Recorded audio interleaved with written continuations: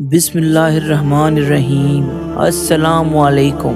قلم اور کہانی سننے والوں کو خوش آمدید۔ دوستو، حاضر ہوں ایک نئی کہانی کے ساتھ اور ایک سچے واقعے کے ساتھ۔ آج کا واقعہ ہے ظالم بادشاہ اور اس کے وزیر کے بارے میں۔ ایک دفعہ کا ذکر ہے کہ ایک سلطنت کا بادشاہ بڑا ہی ظالم تھا۔ چھوٹی سی غلطی پر وہ غلطی کرنے والے کو موت کی سزا دیتا تھا، اور وہ موت کی سزا کے لیے بندے کو بھوکے شیروں کے پنجرے میں پھینکوا دیتا تھا۔ ایک دفعہ اس کے گھوڑوں اور شیروں کی دیکھ بھال اور چارہ ڈالنے کے لیے ایک بندے کی ضرورت پڑی۔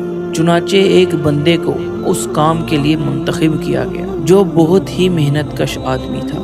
وہ بندہ ہر روز شیروں کو گوشت ڈالتا اور ان کی دیکھ بھال کرتا۔ ابھی اس نے 2 دن ہی کام کیا تھا اور شیروں کو کھانا ڈالا تھا کہ بادشاہ نے دیکھا کہ یہ بندہ محنتی اور عقل مند لگتا ہے، کیوں نہ اسے اپنی سلطنت کا وزیر بنا دو۔ تو اس طرح اس بادشاہ نے اس آدمی کو اپنی سلطنت کا وزیر بنا دیا، اور پھر وہ آدمی سلطنت کے تمام امور اور بادشاہ کے گھر کی دیکھ بھال کرنے لگ گیا، اور اس طرح اس نے 35 سال بادشاہ کی سلطنت کی دیکھ بھال کی۔ 35 سال بادشاہ کے پاس گزارنے کے بعد وہ کافی بوڑھا ہو گیا، کیونکہ اسے اب کم سنائی دیتا تھا۔ اس نے بادشاہ کو کہا کہ اب میں بہت بوڑھا ہو گیا اور مجھ سے اب یہ وزیر کا عہدہ نہیں سنبھالا جاتا، لیکن اسے بادشاہ نے منع کر دیا کہ ابھی تم ہی وزارت پر ٹھیک ہو۔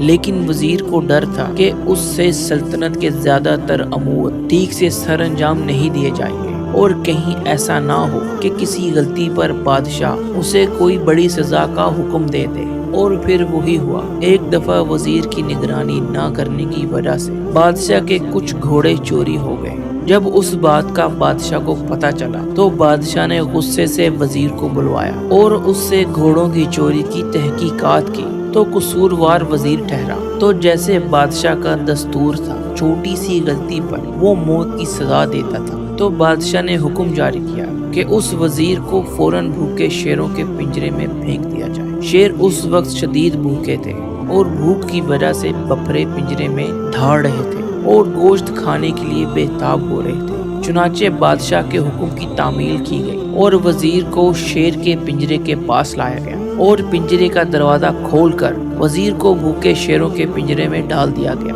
بادشاہ یہ منظر دیکھ رہا تھا اور سوچ رہا تھا کہ ابھی شیر وزیر کو پھاڑ کر چیر دیں گے، لیکن بادشاہ یہ دیکھ کر حیران ہو گیا کہ شیر وزیر کو ٹکڑے ٹکڑے کرنے کے بجائے اس کے پاؤں چاٹ رہے تھے اور اس کے سامنے سر جھکائے دم ہلا رہے تھے۔ تو بادشاہ نے حیرانگی کے ساتھ وزیر سے پوچھا کہ تم نے ایسا کیا کیا کہ یہ تمہارے پاؤں چاٹ رہے ہیں؟ تو وزیر نے کہا کہ جب میں یہاں آیا تھا تو میں نے انہیں 2 دن گوشت ڈالا تھا اور ان کی دیکھ بھال بھی کی تھی۔ یہ جانور ہو کر بھی میری وفاداری کو یاد رکھے ہوئے ہیں، لیکن بادشاہ سلامت، آپ نے میری 35 سال کی وفاداری نہیں دیکھی اور ایک غلطی پر موت کا حکم دے دیا۔ بادشاہ یہ دیکھ کر شرمندہ ہوا اور اللہ تعالیٰ سے اپنے گناہوں کی معافی مانگی اور وزیر آزاد کر دیا۔ اسی طرح دوستو، جب بھی اپنی زندگی میں کسی کو شامل کریں تو کوشش کریں کہ وفادار، عزت دار اور غیرت مند لوگوں کو شامل کریں،